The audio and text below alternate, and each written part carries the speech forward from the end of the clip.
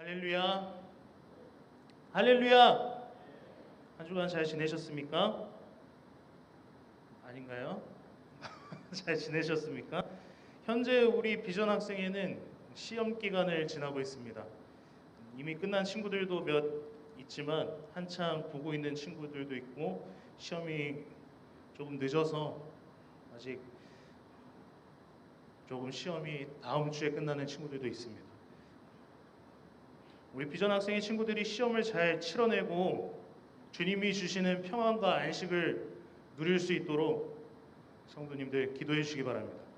우리가 세상 가운데 살아가면서 그냥저냥 그 세상의 흐름대로 살아가려고 한다면, 거기에만 목적을 둔다면 크게 어려움 없이 살아갈 수 있을 것입니다. 그냥 주어진 하루하루의 어떤 큰 변화도 원하지 않고 살아가는 것이 그 삶의 목표라면 말입니다. 세상이 흘러가는 큰 흐름에 그저 몸을 맡긴 채 이제 시간이 되었으니까 이거 하면 되겠지 하면서 이거 하고, 이제 또 저거 할 때가 됐구나 하면서 저것을 하고, 그렇게 한다면 큰 어려움 없이 세상을 살아갈 수 있을 것입니다. 그런데 우리가 세상을 살면서 이 세상 가운데에서 잘 살아가기를 원한다면, 사랑하는 비전 학생 여러분, 꿀팁입니다. 인생 꿀팁이에요. 우리가 세상을 살면서 잘 살아가기를 원한다면 한 가지 갖추어야 하는 덕목이 있습니다. 그것은 그 삶에 주어지는 흐름 속에서, 그 삶에서 만나는 사건들 안에서 자기가 하는 행동이 합리적인지를 따져보고 행동하는 것입니다. 세상에서 좋은 직업을 얻으려면 어떻게 하는 것이 합리적인 것일까요? 세상 가운데서 좋은 직업을 얻으려면 여러 가지 방법이 있지만, 학생들에게는 우선 좋은 대학에 가는 것이 합리적일 것입니다. 좋은 대학에 가기 위해 어떻게 하는 것이 합리적일까요? 공부를 열심히 해야 되겠죠. 그렇지 않나요? 좋은 성적을 받아야 좋은 대학에 가니까 공부를 열심히 해야 되겠죠. 그게 합리적인 것입니다. 어느 것이 더 합리적인지 따져보는 것. 혹시나 이걸 착각하면 안 됩니다. 내가 생각하기에 이게 옳아 라고 하는 것이 절대로 합리적인 것이 아니라, 세상의 많은 사람들의 동의를 얻을 수 있는, 세상이 이치에 합한 것이 합리적인 것입니다. 누군가 제 얘기를 듣고 난 나름대로 내 합리적인 삶을 살았는데 성공 못했는데? 라고 따지고 든다면, 그것은 네 나름대로 합리적으로 살았지 세상이 말하는, 모두가 동의하는 합리적인 삶을 살지 않았기 때문이야 라고 말해줄 수 있을 것입니다. 여러분, 혹시 지난주 말씀을 기억하십니까? 교회에 와서 우리가 합리적으로 시간을 보낸다면 지난주 말씀을 기억해야 되는데, 지난주 말씀을 기억하시나요? 지난주에는 향유 부은 여인에 대한 말씀을 들었습니다. 여러분, 이 향유가 얼마의 가치가 있었는지 기억하시나요? 요한복음에 보면 가룟 유다가 그것을 300데나리온에 팔면 훨씬 더 가난한 사람들을 많이 도와줄 수 있었을 텐데 라면서 얘기를 하는데, 자그마치 300데나리온의 가치가 있었습니다. 300데나리온의 가치는 노동자 한 사람의 1년치 품삯입니다. 제가 지금 나가서 하루에 일을 하면은 한 10만 원 정도를 벌어올 수 있다고 친다면, 제게 있어서 300데나리온은 3천만 원 상당의 향나는 기름으로 우리가 알 수 있을 것입니다. 그 여인은 3천만 원 상당의 향기 나는 기름을 예수님께로 가져온 것입니다. 그리고 그 향기 나는 기름, 향유를 어떻게 했나요? 기억이 안 나요? 처음 듣는 것처럼 그렇게 쳐다보네. 향유를 어떻게 했죠? 향유를 예수님의 머리 위에 단번에 붓습니다.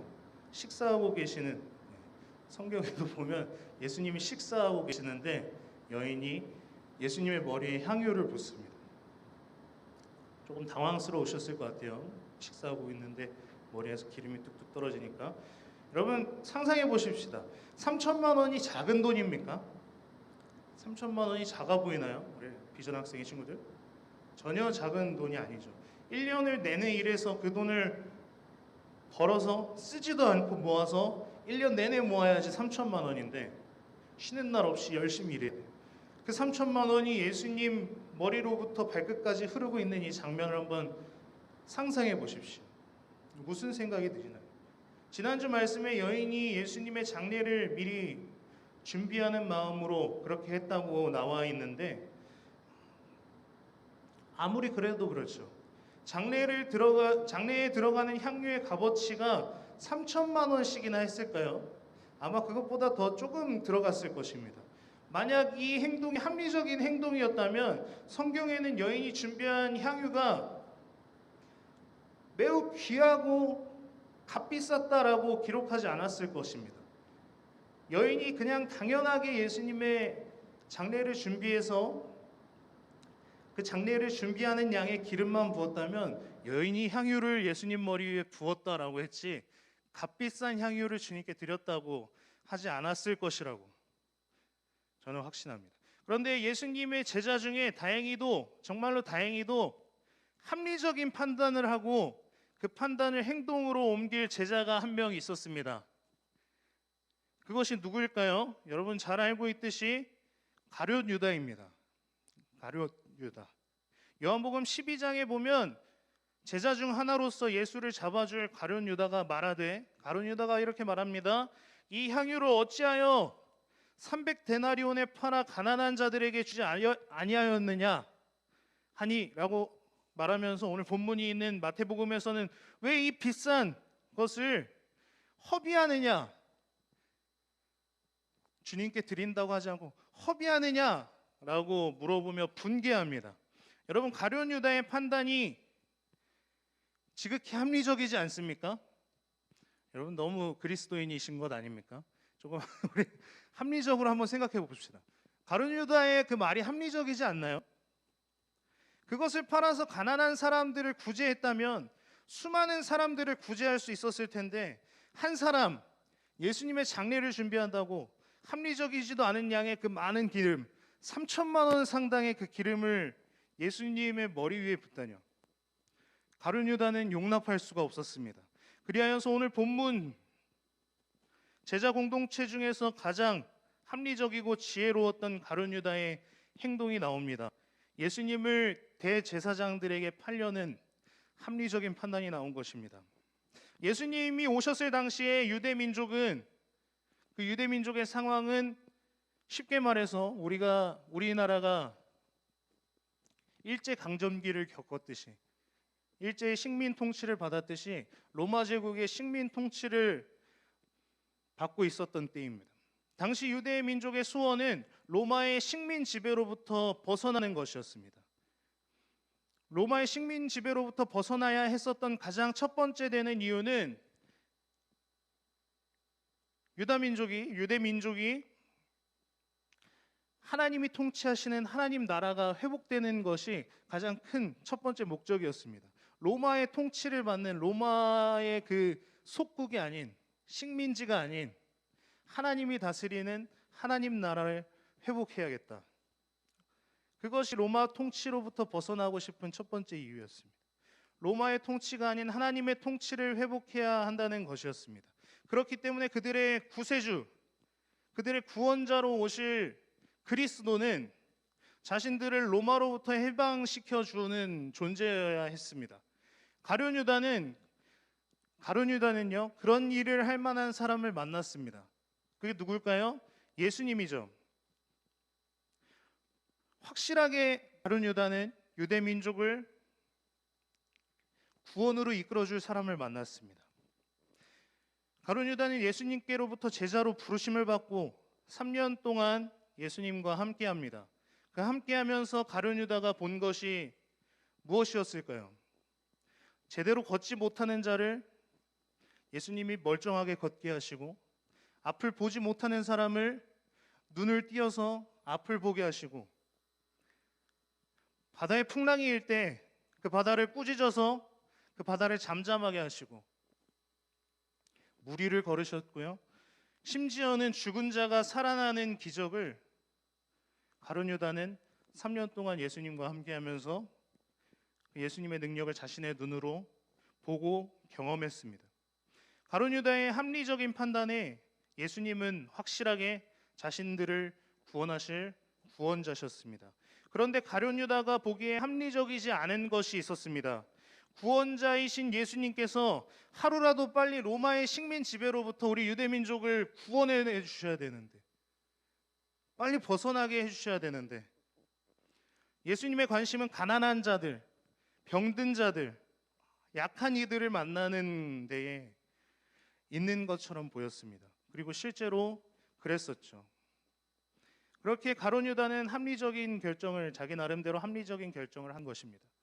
가룟 유다가 애초부터 문제아였습니까?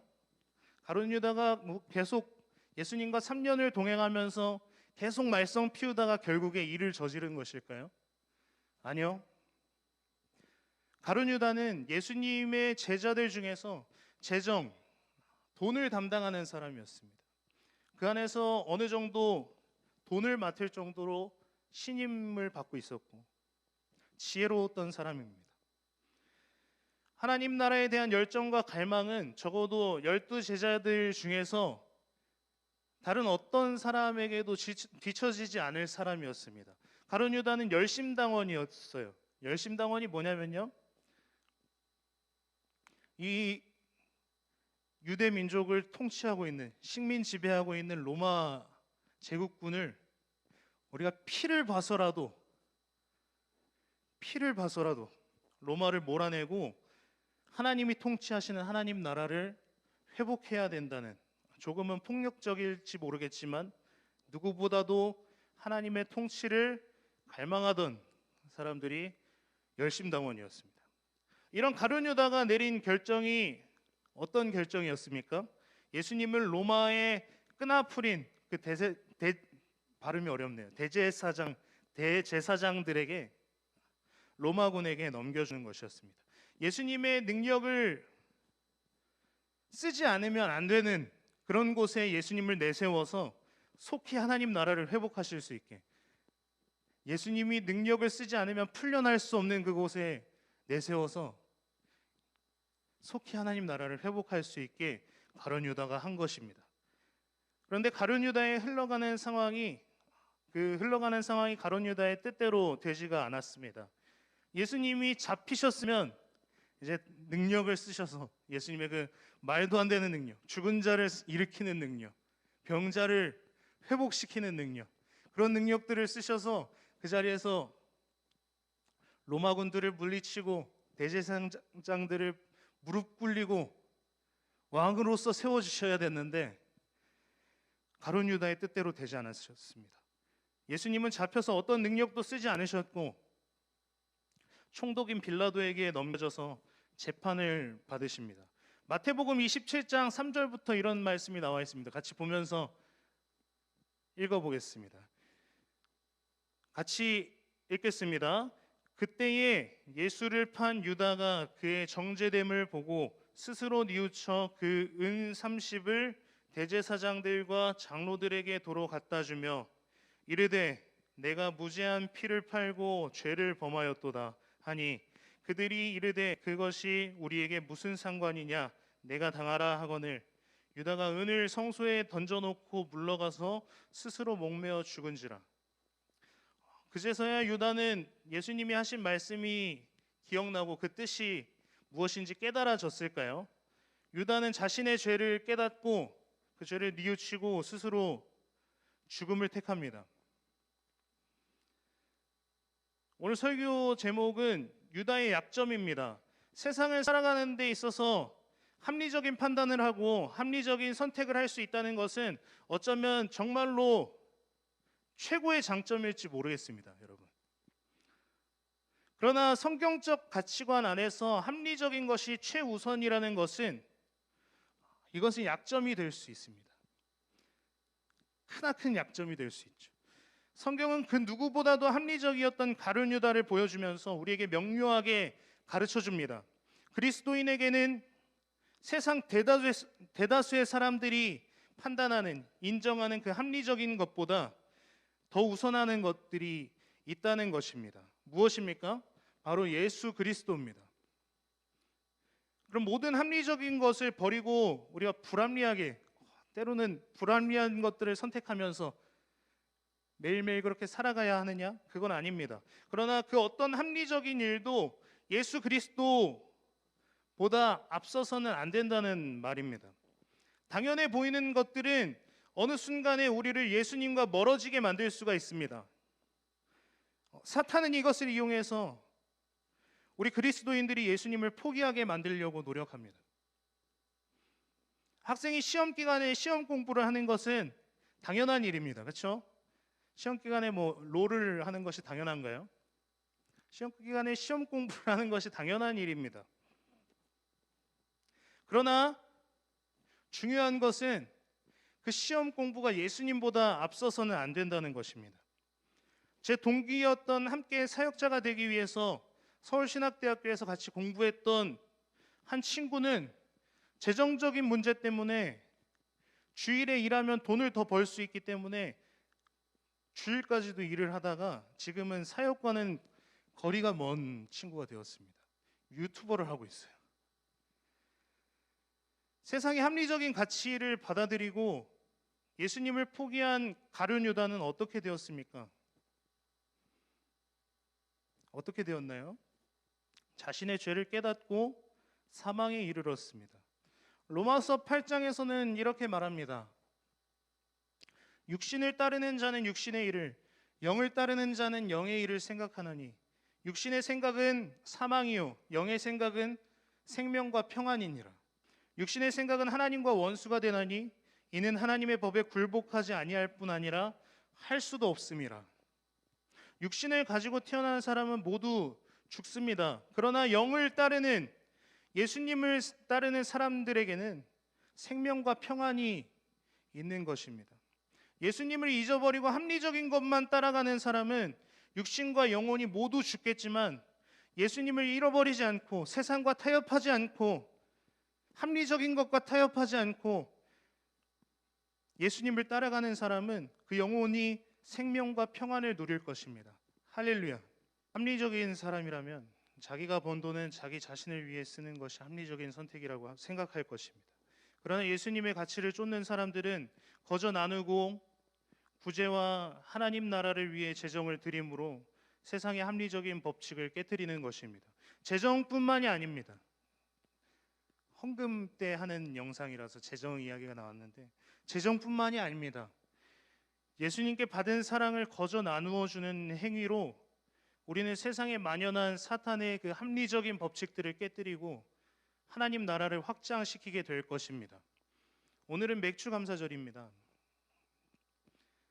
감사할 것을 마땅히 감사하고 그것을 넘어서 예수님이 우리를 사랑하신 것처럼 우리 이웃을 거저 사랑함으로 감사드리는 감사절이 되기를 소망합니다. 우리 이 시간 잠깐 기도하실 때 같이 이렇게 기도했으면 좋겠습니다. 세상이 추구하는 합리적인 가치관에 굴복하며 유다처럼 예수님을 포기하는 삶이 아닌 그 어떤 가치와도 예수님을 바꾸지 않는 제 인생이 되게 해주십시오 라는 기도 제목으로 이 시간 같이 주님 앞에 기도드리며 나아갑니다.